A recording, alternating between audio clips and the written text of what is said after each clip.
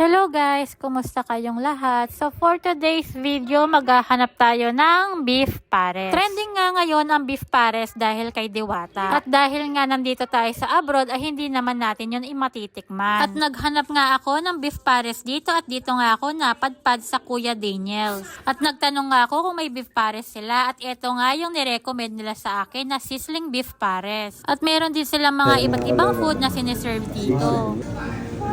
Hindi sila maaway.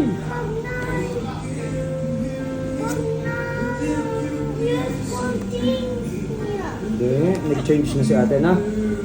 Hindi mo na sila naaway na.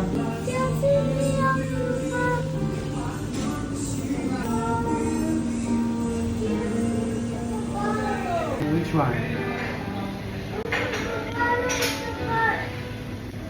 At eto na nga, binigyan muna kami ng libreng sabaw.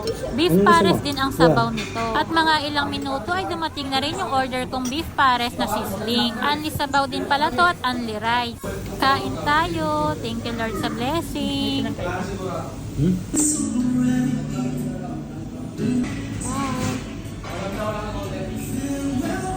Sabaw.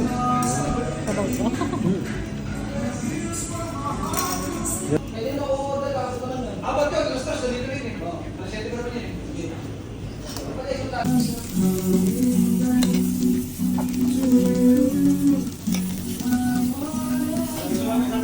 Si Damon already.